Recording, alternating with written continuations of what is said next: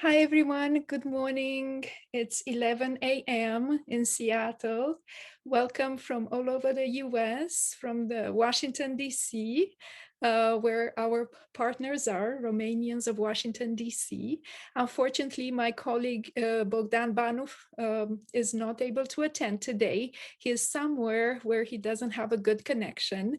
I am Otilia Baraboy. I am the executive director of the American Romanian Cultural Society.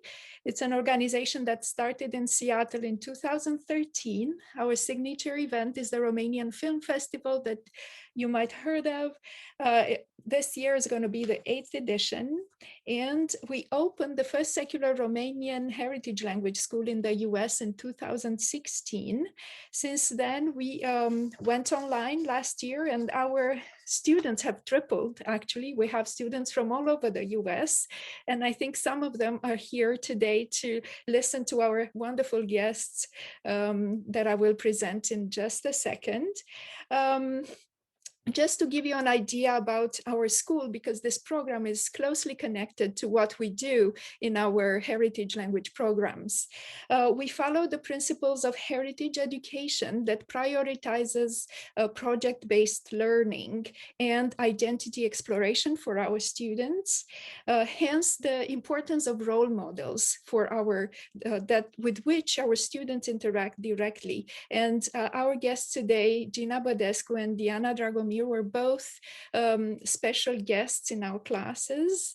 Our students were able to ask them questions and interact directly about them. We have a class of high schoolers that will write about them on their personal portfolio in June. So I will encourage you to attend that event as well.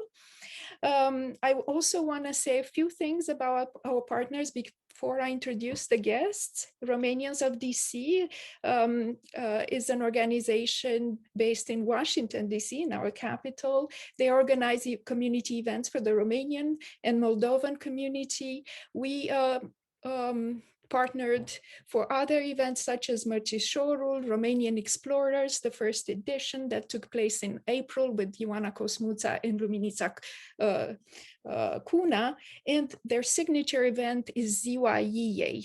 Okay, so if you want to, I think this year is not going to be virtual, but they do have a virtual event dedicated to the Romanian blouse. Please check out their website. And my colleague here, Gabi Cociuba, will help me. She will post links. Yes, so you can find their website in the chat. And I will go on by introducing our special guest, Dr. Diana Dragomir, who is an astronomer, physics and astronomy professor at the University of New Mexico. Diana often wonders what the view and sky look like on planets around other stars, and whether anyone over there might be wondering the same thing. She spends a lot of her time and research trying to answer to these questions. And I will add that she left Bucharest when she was 11 and moved to Canada, where she studied at McGill University, and then for doctoral and postdoctoral studies in Vancouver, BC, Chicago, and MIT. So I think overall, we're talking about 15 years of being a student, and I think it all continues. Then I'm honored to talk about Dr. Gina Bădescu, who is a doctor, actually, an anesthesiologist residing in Washington State in Everett. So she's right here in our neighborhood, actually. She received her medical degree from Carol Davila University of Medicine and Pharmacy in Bucharest. She discovered her passion for mountain climber later on in life after a bicycle accident that left her severely injured. And Gina, I will ask you to tell us more about it. I think you started your career as a mountain climber when you were about 46, right? She climbed many high mountains, and I will only mention Lhotse in 2018. She also tried to climb the Everest, but something tragic happened. One of her colleagues died, and she decided to go back. And I think an important thing that Gina will tell us today, that it's also for somebody like, you know, of her stature, is also very important to recognize when you need to go back, because the most important thing she told our students when you climb a high altitude mountain is to be able to go back, to go down, actually. It's not reaching the top, but to be able to go down. So right now she's also training in Romania. She's joining us from Romania. She's training to go back to the Himalayas. I want to mention that I got to know these fantastic women from this book, Nesupusele. That is a volume from published in Romania about rebels, Romanian rebels, actually women rebels, and not only superstars, let's say superheroes, but also women that contribute to our well-being on a daily basis, like our grandmothers or housewives. So I really like this combination of superheroes and also women that we don't really get to mention, right, as being famous. And I did find out, we studied this book in school again, because we're looking for role models in our teaching. And what I found out about Diana was amazing. And I'm just going to say a few things. In the portrait from Nesupusele, which basically means rebels, I found out that Diana was very curious growing up. She loved to read, and she found out early on in school that she won't find the answer she was looking for in school. So she had to find different ways. And I think this goes also for Gina. Her portrait in Nesupusele, and Gabi is going to post the link there. You can explore the portraits there. For Gina, they talked about the harsh conditions in the Himalayas and the fact that she was dreaming about about going there, about the snow in the Himalayas.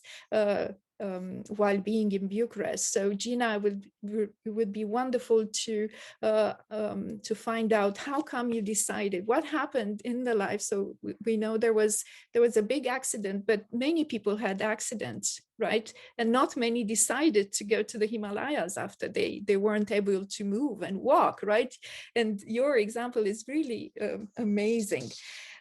Yes, so this was my introduction of our guests. I will ask them to tell us anything that I didn't mention, anything relevant to our discussions and to their formation, to their becoming who they are today.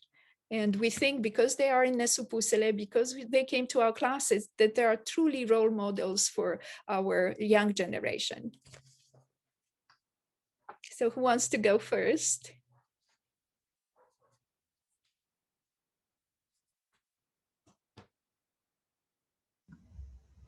Well, I can go if you want. Okay. Okay. So was that the first question? Yes. So what can you add to what I just said about your career, about? I think that was, yeah, that was pretty complete. Yeah, you covered it all. Gina, is there something I didn't say? I don't think I mentioned all the high mountains you climbed. No, I wanted to actually start by saying a little bit about my training, about my becoming a physician.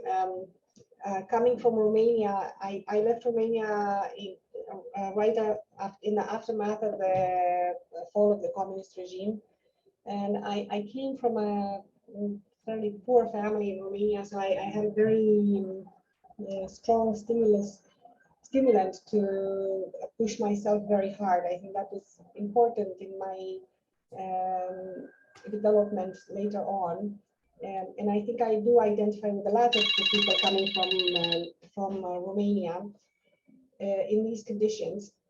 So I I did go to medical school in Romania, and then I came to the United States, and I did my postgraduate training at two pretty prestigious institutions. I did my residency for anesthesiology at Yale University, where I became the chief resident. I was very driven at the time, and I went on to do a fellowship in cardiothoracic anesthesia at Duke University. So I'm very proud of my training, actually, and I do think that coming from Romania again gave me this push to go for it and to do the best I can in everything that I do. And that translated later on in my career as an alpinist, or alpinist you want to be, if you put it this way. It is important.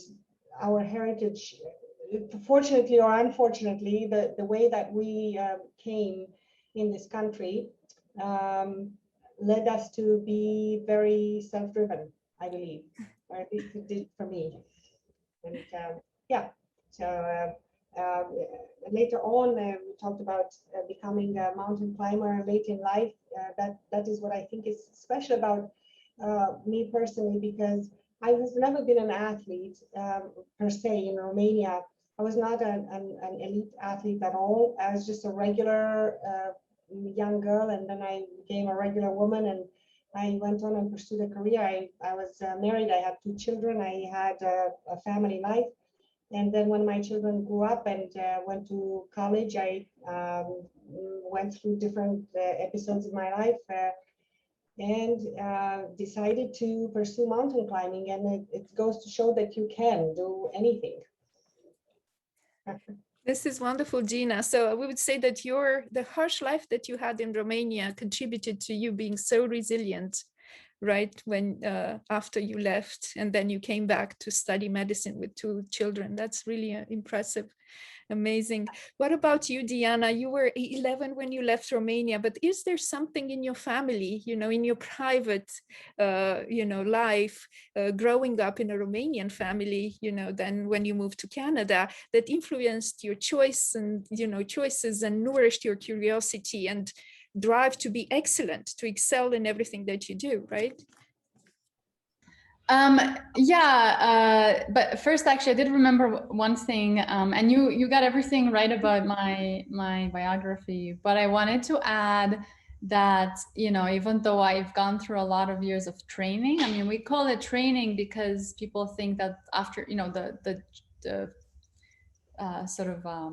the outcome really is to be a professor or something, but there are actually a number of outcomes, and the training on the way there is actually it's a job too. It's just that it's not a permanent job.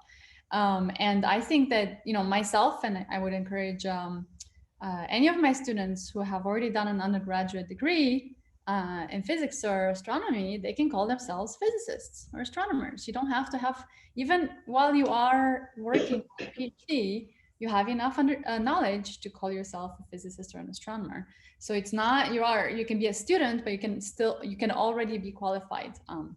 People have this idea that you have to study for so long. That's not really the case. It's really that, my job is to study forever. So in a sense, that is the job. It's not that, you have to prepare yourself for 15 years to finally do it. You start doing it at the beginning. So I just wanted to point that out, especially for young people who are thinking about doing this. It's not 15 years of classes and homework.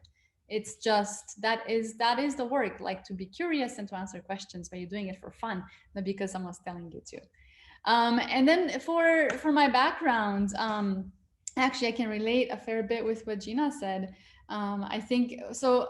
On the one hand, I guess I was in Romania, we were pushed to study very hard and get good grades. And so some of that stuck with me when I moved to Canada. I would say a lot of it stuck with me, kind of, this idea that for better or for worse, if I get less than, 80% in a class or something, just to quote a random number, I don't actually remember what it was, or less than an A or something. It's like, There's always a question, but was there somebody in the class that got an A? And then if yes, how come you didn't get it? Exactly. And I was actually not top of my class. I was near the top of my class and I got B's. And I would say that that actually added to me pushing harder. Like, you know what, that's fine. I got a B now, I'll get an A later. And so, you know, and I think some of that resilience came from growing up in Romania and kind of going to school that was a little bit harder than the school I went to in Canada. But also the resilience that comes with being an immigrant and just kind of making it and watching my family just trying to make it. Not having, you know, kind of, I mean, when we moved to Canada, my parents had to get different jobs than they had before. And we all started from scratch in a sense. And so we kind of, I guess you could say we lived the Canadian dream, right? Or the American dream in a sense. And it was, I learned a lot, right? I didn't have a family that was wealthy. I didn't get to just be invited to go to Harvard because my parents had money and could just send me to Harvard.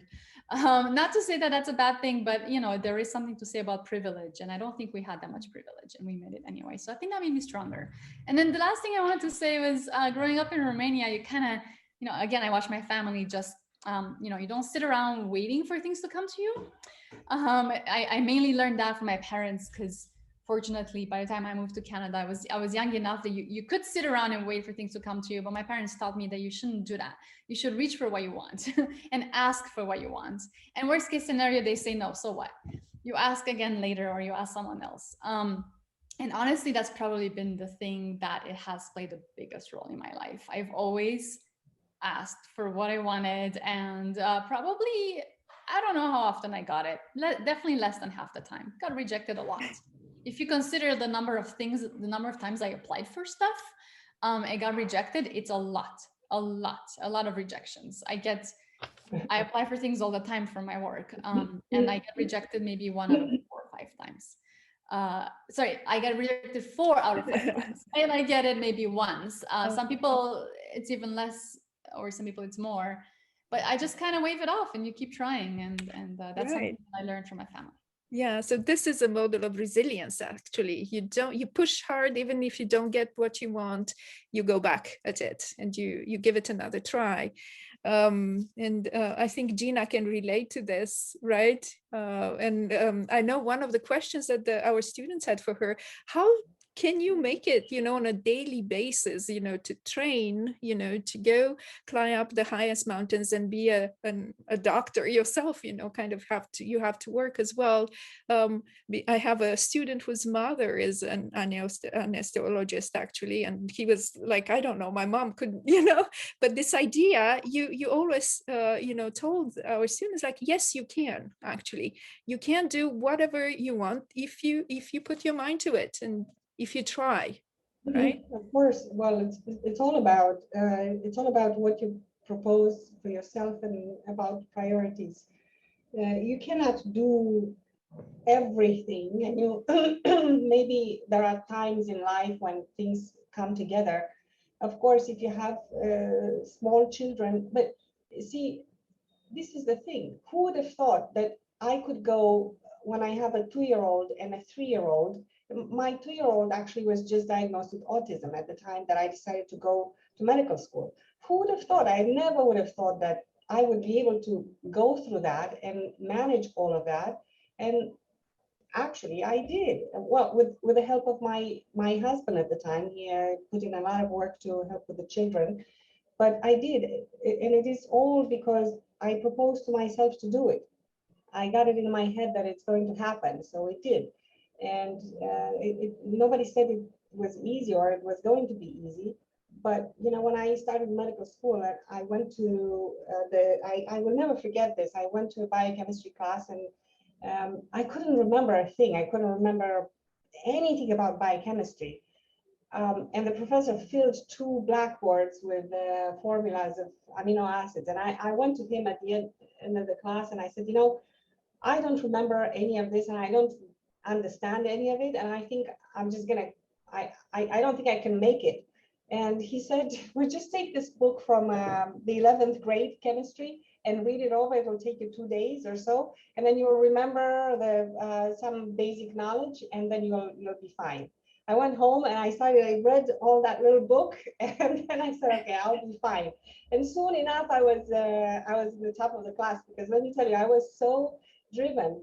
All the students that I was that were my colleagues were 18 or 19-year-old, and all they wanted to do was to party. But I was older and I had two children, and I knew that this is what I have to do. So I was very, very stubborn, and I put in a lot of work, and I did it. And it's the same thing when I started doing mountain climbing. I thought,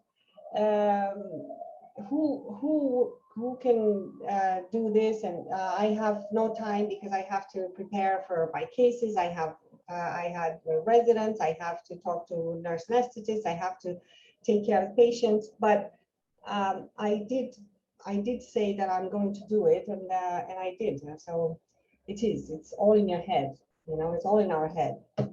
And just to give us a sense of like, how do you do, I mean, how much do you train to go to the Himalayas? I know right now you are in Romania, but how do you do it? I do typically I do one or perhaps two expeditions a year, and major expeditions, and then in between I do some smaller projects for climbing. So on average, I am on a 6-month training program at all times, because when I return from an expedition, I typically take about 2 weeks off when I rest, and I don't really do much else. And then I start my training, my transition into the training program for the next project. So I do train for about 5 to 6 months for every climb at high altitude. And when I am in a training program, I do train for 6 days a week. I have a very, very rigid, I shouldn't say rigid, but well-organized schedule, so that I could do my training every single day, no matter what. I go to work, and I wake up, sometimes I'll wake up at 4 o'clock. I go for a training session before work, and I have to be in the operating room at about 6:30 in the morning. So I get one short session before work, and then I do something else after work. And some other days I train only after work if it's a long training session, but I get something in every single day. Otherwise, it doesn't work. Amazing. Yeah. Yeah. So early rising, that's the key, right? We have this proverb in Romanian: whoever wakes up early in the morning goes far, far, Yes. Yeah. Sometimes it's hard. I don't really like waking up so early all the time, but I learned after years, if I set up my alarm and then I just jump out of bed immediately, the moment I get out of bed, it's all fine. If I stay in bed and I start feeling sorry for myself, it goes down the drain. But if I get out of bed, it's all good. It's so true. Yeah, so true. Thank you, Gina, so much. And now a question for Diana. I think everybody's wondering, can you tell us what is your research about? What do? You discover planets, right? Exoplanets. I think you discovered 2 super Earths. And what was an aha moment in your career, was it when you discovered the super Earth, or was it something else?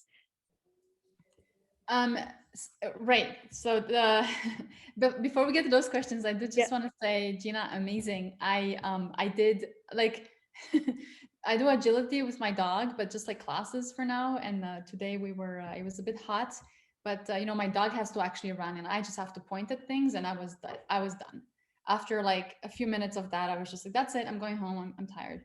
It's so it's just, Gina, amazing what you're doing, and then and waking up early too. I don't really wake up early. So so I think in academia you can succeed if you don't wake up early. So there's room for everyone. But I did want to, so to get to your question, so in my research, I specifically look for planets around other stars, and that we call those planets exoplanets. So the planets around the sun are planets, and then planets around other stars are called exoplanets, because exo means outside. So basically it's just planets outside of the solar system, but really they're still just planets. It's just not orbiting our sun, but other suns. But I just want to add that, you know, in my research, I do this for my research, but I teach a lot. I talk to the public, and I advise a number of students, currently 5, and then also students at other institutions than where I'm at. So fairly a lot of people, including postdocs, and I work with other professors and I advise them too sometimes, you know. So we all have our areas of expertise. And so in the end, it's really this group of and this team that does most of the research in my group, right? I spend a lot of time doing the teaching and advising them, and then doing a whole bunch of administrative work and filling in numbers and signing papers.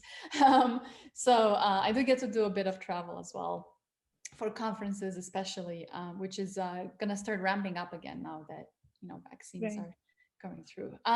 Why do I study exoplanets? I want to understand how common the solar system is, or how uncommon.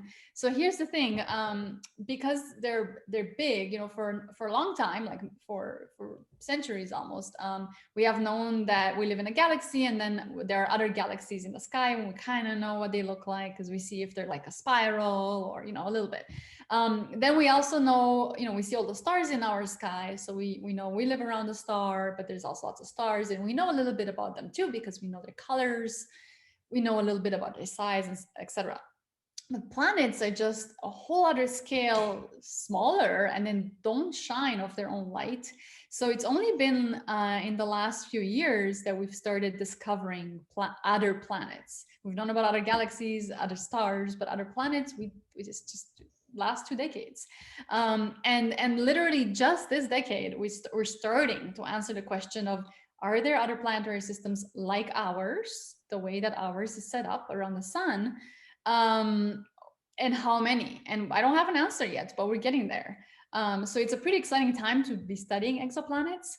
And of course, ultimately, I am interested in using all of this information to understand how likely there is to be life outside of Earth. But that's almost like the cherry on top. And I think that answer will kind of arrive to us once we are able to answer, you know, the more general questions about how common and how similar other planetary systems are to ours. So it sounds technical, but really it's the big question of where do we come from and where we're going. Do I have time for the aha moment? I can give you a small aha moment. Yeah, Okay. go ahead. Yeah. So I used to say that it was the discovery of these planets, but you know, we do have little aha moments often, but because we do a lot of our work on a computer, and it's fairly gradual, like maybe you'll find something, but then you have to confirm it. So sometimes it doesn't pan out, right? So if you think back, was it really still an aha moment? Now that you know that it didn't, you know, it wasn't actually a planet, it was maybe just noise or something. I think for me, it's been thinking, it's a different answer than I used to give, but I got a big fellowship a few years ago, and I was really proud to get that fellowship. It allowed me, it was a NASA fellowship for me to work at MIT. And it was really nice because I do feel like there is a little bit of privilege. You know, if you go to Harvard, if you go to MIT for your schooling, or, you know, whatever, Yale and so on, it is kind of easier to get into, you know, to stay on that path. But if you went to some random school in Canada, sometimes it takes a while for people to acknowledge your existence and your work. And so for me, it was really great to get that fellowship, and it's kind of propelled me into the career path I'm in now. So I just wanted everyone to know that, you know, you don't have to go to Harvard to be a professor. Thank you. Thank you so much, Diana. I'm sure all our students are learning so much. And talking about aha moments, Gina, how does it feel to be high up on the top of the mountain? You know, what do you see? What do you experience? What emotions come through? How is it an aha moment? Is there nothing comparable? Yeah, for me, being up on high mountains, and I think we talked about this before when I met with the children at the school, is not necessarily when I am at the top of the mountain. It's the entire, I would say that the process of getting to the top of the mountain is the time when I do a lot of thinking, a lot of reflection, and when I do feel that I am on the mountain, when I do take it in. And I do have a lot of time for reflection. And there are moments, depending on how I feel physically, because that's the moment when those are the days when I try to acclimatize at altitude. So there's a lot going on. It's just such a complex process when you try to acclimatize to the lack of oxygen, and you don't feel good. You have a headache, you can't really think properly, but you do try to think a lot about it, about why you're there and what you're doing and what's driving you to go through this whole thing. And I do think a lot about my life and about life in general. But when I do get to the top of the mountain, my first thought is to get down, because as I said before, and there is, I'm not, it's not me saying it, it's a very famous saying in alpinism, getting to the top is optional, but getting back is mandatory. And it is very true. So when I get to the top of a high altitude mountain, all I can think of is, okay, I'm here, it's beautiful, what a beautiful view. Let's get down and let's make sure that we get back to safety. So those are my moments at the top of the mountain. And then when I get back to maybe not even the fourth camp, but the third camp, when I get down below 7,000 meters is when I take the first breath, and I say, okay, I think now I can take a moment and reflect and have a cup of tea. And so it's all good. We're going to make it down. We're going to make it down the mountain. But yeah, it makes you think when you are in these extreme conditions. You have a lot of time to think about what motivates you and what you want to do. And there are a lot of people around me or in the team, or sometimes I'm just with one other climber, so we talk and yeah, it's an interesting time on the mountain. Aha moment, I do think you asked me before and I didn't answer when what happened when I decided to pursue mountain climbing after my cycling accident. I do think that this is sort of a it happens to a lot of people when you go through a critical moment in your life, like I did when I got hit by a car, essentially when I was on my bicycle, and I almost lost my life. So I was going through a lot of hospitalization, surgeries after surgery, and I saw a lot of people, a lot of friends coming to visit me, and people that I never met coming to visit me because it was the biggest cycling accident in New Haven that year.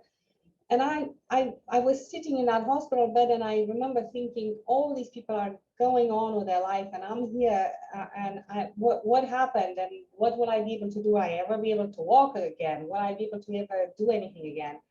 And I had a lot of time to think, and then I thought, okay, I have to do something moving forward, and I decided to start in my recovery to start doing a lot of walks and going in the mountains, and then it all came naturally, I guess. But it's that resilience, we're Romanians, we're resilient. Yeah. Wow, what an aha moment, right? That was Yes, a little bit extreme, right? Yeah. That's true. A wake up. Right, yeah, wake up call. Thank you so much. Diana, since you're studying planets, right? I'm thinking of, on a daily basis, what lessons are you learning, about our place in the universe, our planet and our own, lives, in the matters. How much do we matter? Are you thinking about these things? Like, Gina is thinking about, she was saying about what she's thinking of when she's up on the top of the world. Yeah. So I mean, a question that I get often, I used to get it on planes a lot when people heard I was an astronomer, is, are we going to be able to go to these planets? And so I do spend a lot of time thinking. I mean, I know the answer, and the answer is no. But I spend a lot of time thinking about how to talk to people about this answer. So let me give you a little bit of a briefing on that. So, you know, we cannot go to these planets. We study them, but we have to, we have to accept that probably for centuries to come, we cannot get to them.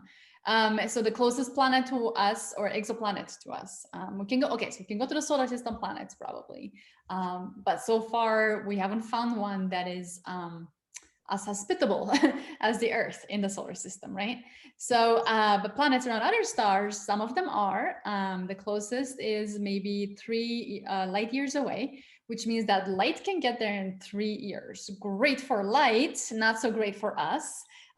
So there's a number of reasons why the best rocket, the best technology we have today, if we were able to travel at that speed that it can get at, all the way to Proxima Centauri, which is the closest star with a planet to us, it would still take about 1,000 years. But here's a number of problems. So okay, 1,000 years, you're like, all right, it's just a bunch of generations. We have to bring along food and water and oxygen, and it will be fine. Well, actually, right now, because rockets use oxygen and hydrogen, if we used all of the matter in the universe to fuel those rockets, there wouldn't be enough to propel that rocket for 1,000 years for us to get there. Okay, so that's a problem. We have to find a completely new technology of propulsion. We cannot use current technology. If you move, when you're moving that fast, you have to have materials that can withstand even like a grain of dust hitting your spaceship will break right through, and you lose all your air and everyone dies. So we have to find materials that can withstand that kind of collision because of the high speed at which the collision happens. And there's a lot of dust and rocks in space. It's hard to avoid them. It's hard to see them. Grain of dust, you can't see it. And then of course you have to think about the health of the passengers. You can have mental like dementia and things like that from the radiation. The bone density drops, cancer risk goes up. How do you know that you're not, even if you have multiple generations, the children might themselves not be born well enough to perhaps make it to adulthood and continue the mission. So it's very, very, very hard right now to think of a way to even get to the closest exoplanet to us. So, not to be negative, I'm just saying it's not going to happen in my lifetime. It's not going to happen for hundreds of years until we can solve these problems. I believe maybe we can, but in a few hundred years, if we don't take care of the planet that we are on, it's not going to be around for us to finally be ready to travel to those planets. So one thing I learned, and I tell people, is forget it. We're not going anywhere. Even if we find the perfect planet, we have to take care of Earth. This is the one planet we get. This is it. If we don't fix what we're doing wrong right now, that's it. There's no second chance. So that's kind of a rough lesson, right? But at the same time, I try my best to also help the Earth however I can. But I do enjoy learning about those other planets, and I'm pretty happy just studying them and answering those big questions that I think all of humankind has. What's out there? Where do we come from?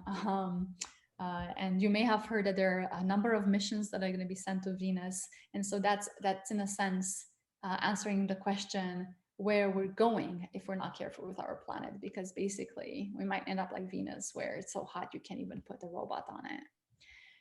So those are the things that I think about. That's really fantastic. I think it's such an important and wonderful message, for the younger generations and for ourselves, because it's not that we can start doing something about it right now today, right?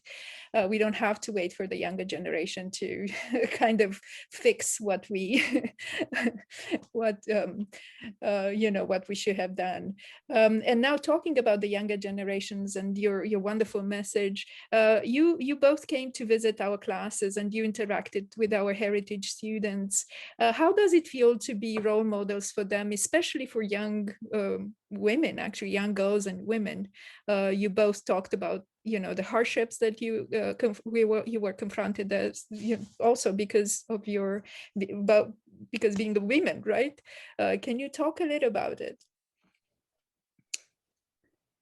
Well, I will start by saying that absolutely it is fantastic. I believe that it's so important for us to encourage young girls and young women, particularly from our country, to pursue their dreams and to think big, because when you think small, you will never achieve big. But if you think big, if you try to do things that you never thought were possible, you never know where you're going to get. And everything is possible. We have brilliant young minds coming from our country, and women in particular need encouragement, because I do believe that in Romania, as things are moving along, things are changing, but we did come from a culture where the woman was traditionally more family oriented and taking care of things, of children, and even after coming from work, it was her responsibility to take care of the children and the household, and the male role was quite different. I do think, and I do see in the people in their 30s and even in their 40s that things are changing in Romania nowadays. But women do need a lot of encouragement, because the potential is there, and they can do a lot. And they look, even after you fulfilled your role, your expected role in society, which is the traditional role, you can pursue other things. You can pursue anything you want, and you can have great success. So I'm very happy when I do have the opportunity to take girls on or to talk to girls or to talk to young women, and not only young women. I do occasionally. I go and work all over the country now, and I talk to a lot of women who come to me and tell me that they feel that they admire my work, and they admire what I do, because they have never had a chance to even dream about things like this. So I do think that there is a lot to be learned from looking at women who are successful, or women who pursued their dreams. Thank you, Gina. And I do remember our previous conversation with Ioana Cosmuța. Actually, she was saying that she grew up in Romania as a young girl without role models. And that was very hard, actually, that role models are so important growing up, actually. Diana, thank you so much. Would you like to add to what Gina said? What is your experience about it, your impression about it? Yeah, I'm not gonna repeat, because I agree with all of that. I will add that you know, people say that, you know, in life you should go for what your talent or your skill is. But I just want to say that for me, it was a little bit of like, I don't think I was ever really initially, at least, made for a career in physics. So it took maybe more work than for other people.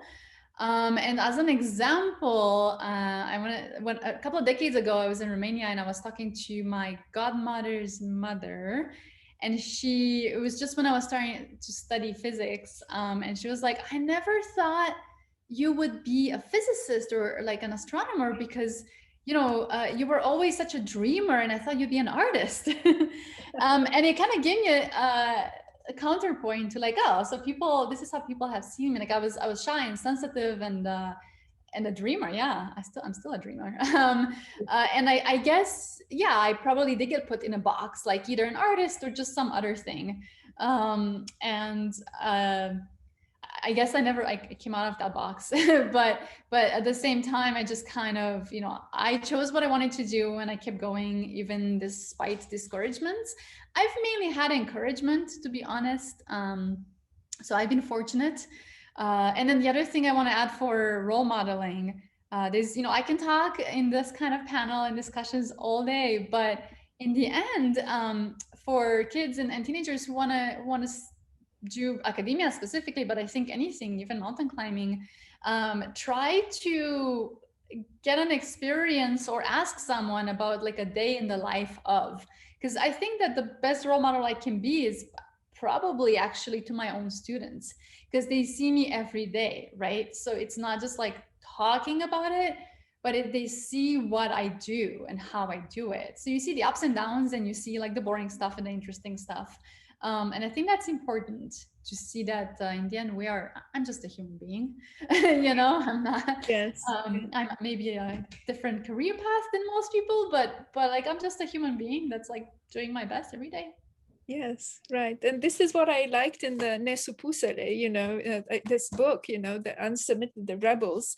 They do give examples like from our, you know, our neighbors, our grandmas, and now like that they can be, role modeling is not being a superhero posing as a star, you know, it's just showing, you know, that you were pursuing a dream, you know, of excellence for yourself, you know, not what society thinks of what excellence means, but what you think of yourself, you know, kind of reaching the top, you know, of who you can be in this life, right? And I do want to open up the floor for questions. We have a wonderful comment from Alexandra from Facebook. Beautiful, wonderful women. You represent a country that can flourish in every corner of the earth. Thank you for sharing your beauty with us, inspiring. So, talking about role models. And so I encourage everyone present on Zoom, you know, you can open up your mic and even put your video on, you know, and ask questions or type your answers, your questions in the chat. And we do have a question from Mary Sherhard. I am curious how teamwork plays in mountain climbing, and if it does, what is the biggest challenge in that realm? So that's a question for Gina. In mountain climbing is traditionally a sport that is a I should say a fairly isolated sport. Most of the time the teams are small, and the biggest challenge of all is to find somebody that you can team up with and sleep in for the type of mountaineering that I do, to find somebody that you can sleep with in the same tent for 2 months. Share everything, including peeing in the same tent, including their farts. You know, the extra things that you have maybe we don't want to think about it all the time, but to be compatible with somebody is a difficult thing, and to be compatible to the point where your life depends on the other person, and you have to know that you can bank that they will be there for you. So this is by far the biggest challenge, to find the right person to go with. Any mountain encounter, any type of alpinism, it's not easy to find people to go with, because this is a sport that has developed without many regulations, and so you have to try to find out what the other person knows, and what is the level of knowledge, and what's the level of expertise. So it is a whole process to find climbing partners.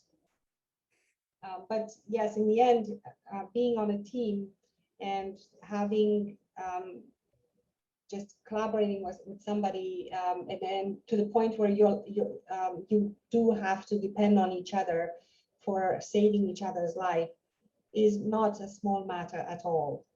So it's I would say of utmost importance to find the connections. Thank you so much, Gina. We have a comment from Michelle Aoki, our colleague, for a program that we are doing in partnership with many organizations in Washington State, and also that was financed by the Washington Department of Education for the first time, specifically designed for heritage speakers. She said, I want to personally thank you so much for speaking to our students in the Heritage Language Grant. So thank you so much, both of you. And we do have a question from David Decebal Keldiu, who's wondering about, what Diana was talking about, traveling, taking 1,000 years to move to another planet, because we aren't able to take care of the one we have, right? Even a virus mutation can make you face a pandemic in a contained space. Oh, wow. That's a very, very possible scenario, right? Yeah, I mean, that's, look at what happened on Earth with all the space that we have. So it's definitely something to consider. We're not going there now. It's actually happening as we speak, right? We're going through this pandemic in the contained space. We only have this one Earth, no? Right. And so we're open for any questions. You can address them yourselves directly. You can put your video on or not, or.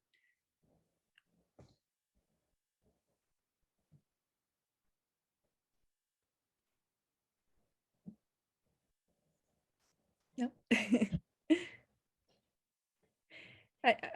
If not, I'm going to ask Gina, because I find that really fascinating. The fact that it's so hard to eat when you go up a high mountain, and that there's specific things that you take with you from Seattle, from Washington State, that make you motivate you to keep eating when you actually don't, you feel like shutting down, actually. Yes, it's funny because now with the coronavirus symptoms, everybody's talking about losing your taste and your smell. This is pretty much what happens at high altitude. You lose your taste, you lose your appetite, just because there is um, inflammation, I guess, or of the gastric mucosa and all the mucosa in your mouth. So everything is affected by the lack of oxygen. And we all respond differently, but me personally, I respond by losing my my appetite and losing my taste. So it becomes very difficult to eat when you don't feel like eating and you don't like what you're eating. Then nothing is really tasty anymore. But at high altitude, we do require a tremendous amount of calories to maintain the energy level, because there is a whole catabolic process going on. You just lose energy all the time, and you lose the muscle mass, you lose fat, you lose everything. So you need to eat quite a bit of food, and it's always a challenge. And I would say that whoever manages to eat more has the highest chance of uh, having a successful expedition. So I always try to bring foods that are tasty and that I can still appreciate when I'm at altitude. And every time when I go on an expedition, I stop at Pike Place Market. I ordered smoked salmon, smoked fish, and some of the anchovies that they sell over there.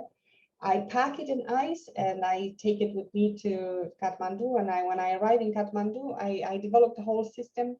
I send it with a helicopter with the Sherpas to base camp, and it stays there in ice, under ice. And when I arrive about 10 days later, I arrive at base camp, I repack it in ice, and then I have it for the rest of the expedition. I take out a little bit every day, and let me tell you, the entire group that is in the dinner tent with me is very, very happy to share in the food. Everybody brings something good from their country, because most of the time I end up in a dining tent with an international expedition.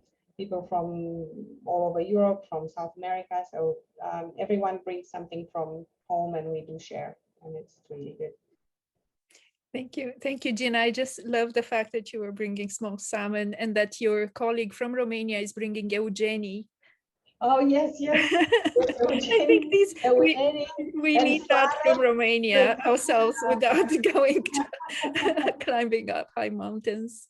Yes, yes. Any other questions for our guests? I'll just wait a little bit. You know, if not, I do have a question for Diana. I've read somewhere that up to now we kind of discovered about 4,000 exoplanets. Is that right? And that we are thinking, we hope that with the new telescope TESS, I think we're hoping to discover about 20,000 exoplanets. Yeah. Well, so TESS is already discovering a lot of those. Some are, how to say, better than others, meaning that they're easier to study than others. So we're especially looking for planets nearby the sun, so around other stars, but not too far away, because we study the planets mainly by studying their star. We cannot see the planets on their own. We only see the effect that they have on their star. So the closer the star is to us in the galaxy, yes, but the closer it is to the sun, the brighter it appears, and so the easier it is to study the planet too. I don't know if that was the question. Excellent. Yeah. Yeah, we do have comments, not questions per se. I do have, now that there are no other questions, going back to this volume, amazing, I think for our schools, heritage schools, when we don't have textbooks, we don't have anything. So we just keep on looking around and creating our own materials from scratch. I was wondering how come you found yourselves together in this project? How were you contacted, and what was your experience working, being part of this wonderful project that values women and role modeling for young girls?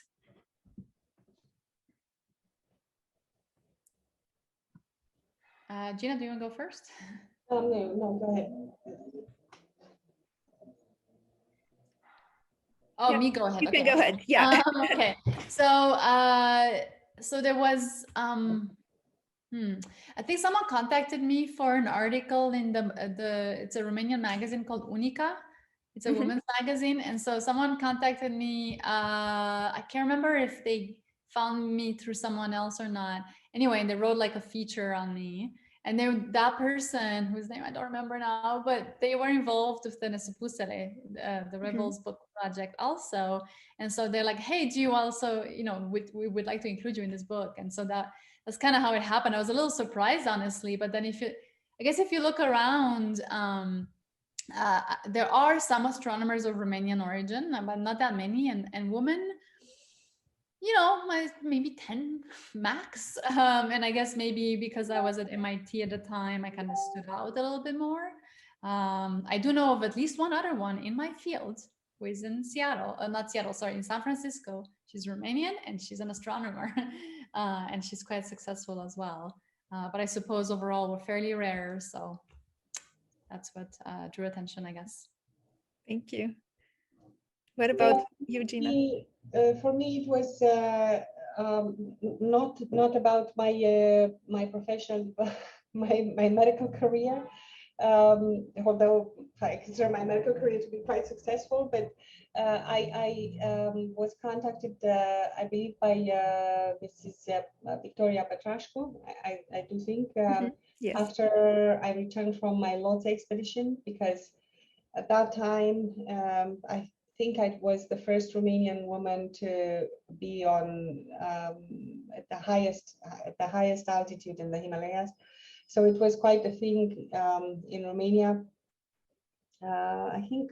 I think shortly after there was another Romanian woman who actually summited Everest. So the fame was short-lived, but nevertheless it was interesting. So she contacted me and told me about the book and asked me if I would be interested in collaboration.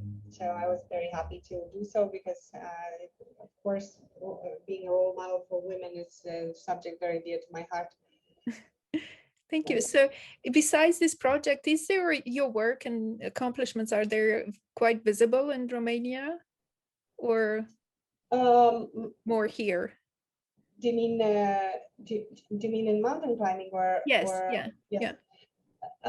I don't quite know, to be honest. I don't really do a lot of work in public relations, or I'm not really that interested in being very public about Mm, or I don't know. I just climb because I love climbing. yeah.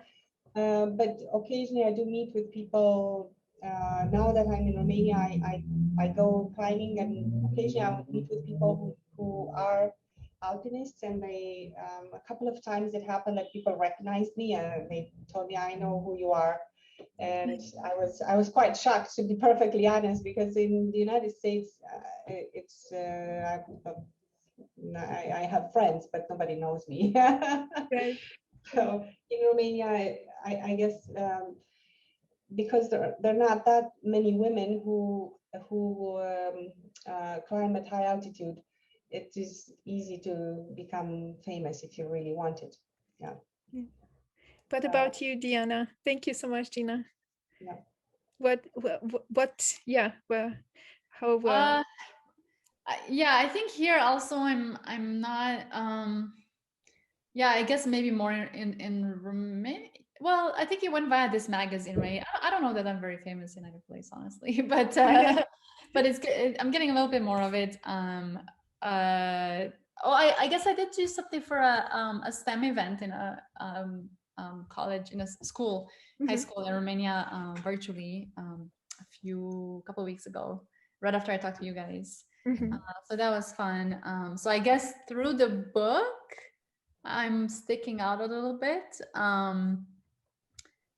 Yeah, here, honestly, my community knows me, my community who studies exoplanets, and then the community of astronomers a little bit as well. Um, well, my goal is to do a little bit more public speaking in New Mexico, because Mhm. there's Mhm. definitely a lot of work to do here to connect more with some of the we don't have a lot of Romanians here, although I do have some Romanian friends, but there's also a lot of Native American people and Hispanic people, and we're trying to encourage them more also to join STEM fields and study physics and astronomy. So I'll be doing a little bit more of that here. But yeah, I'm happy to do anything to help and just show that, hey, look, you don't have to be very special to make it. You just have to try Exactly. hard. Yes. Yes. I think, yeah, I mean, role modeling, like I said, I mean, it's not about having being a superstar, right? It's about succeeding, whatever you wanted to do with your life. And it's true that both here for the young generation, I mean, it's really fantastic that we are studying what you're doing, right? In our classes, because the second generation Romanian Americans need role models, and they need to be able to identify with somebody that's like them, that who has double heritage, who's bilingual, and who knows what it means to grow up in a immigrant family. And this helps a lot because this gives them wings, right? So yeah, so we can stop here if there's any other question, but I don't see anything, just really wonderful comments in the chat. Yeah, So I had yes. one comment actually. I do think that I thought about this being a first generation immigrant. We always consider this to be the driving force, and perhaps to some extent it is, because of course it takes a special kind of person to leave the country, to leave what is comfortable, and to go on and try to make something of yourself and try to do special things. I don't know, but I do think that there is a great advantage for the children in a second generation, because when you grow up in a nurturing family, in a nurturing environment with things that are available to you, you do have the chance to develop as a more complex person, as a more complex adult. We did not really, I do believe that having to leave so early and having to struggle through so many things, we did miss out on certain things. Yes, we compensated so successfully. Many of us, we compensated, we made it, and we did great things. And I do consider that it was very successful in my life, not just because of mountain climbing or because I'm a medical doctor and I did all of these things, but because I have a successful family. I have two very healthy and very good children, and many other reasons. But growing up in a nurturing environment, I consider that to be the most important driving force for the younger generation. And I do envy them a little bit, and I wish them all the best in their development. I think we'll see great things from the second generation of Romanians. Thank you so much, Gina. What about you, Diana? Do you have a message for our youth, the second generation that are listening and will be listening to this recording? I mean, I'm kind of second generation, right? Because my parents moved with me. We moved together. And so, yes, 100% agree with that. In fact, I just want to say my mom is in this call, and I would not have been able to do this without her and her support. And both my parents have made a lot of sacrifices for myself and my sister to be able to do what we wanted. And that is invaluable. I think it's possible to make it maybe without, but so much harder if you don't have that support. So if you have it, great. If you don't have it, I would just say, try to find it somewhere, find mentors, go ask, okay? Go find mentors that you feel connected to and ask them to help mentor you. Yeah. Thank you. So should I send, if I have mentorship requests, should I send them your way? Sure. I don't promise an answer. I mean, at some point, yeah, I can't say no. I think it's a case by case basis, right? It Yes, depends. exactly. It's like a one-time thing, I'm happy to do like day in the life kind of things. And answer questions and give tips for sure. And beyond that, I think it's easier if they're local, but yes, of course. Well, thank you so much, everyone. There's so wonderful comments in the chat. The last one, Mary Sherhart, thank you for bringing these two extraordinary women to us. Thank you for giving your time and talent, Diana and Gina. Again, thank you everyone for taking time on such a beautiful day, in Seattle. Thank you. Please follow our programs on our website and also our partners programs, Romanians of DC. We do have other educational programs coming up, Romanian embroidery with Maryhill Museum of Art, and also the award ceremony for our Heritage Grant program at the end of the month. So please come if you are interested in our students' presentations and you will hear probably more about Gina and Diana as being interviewed by them and interacting with them. And again, thank you so much for all your work, and we'll keep in touch. And again, congratulations and thank you again for making the time to everyone. Thank Bye. you for having us. Lovely. Bye. Thank you. It's a lot of fun. Thank you. Bye-bye.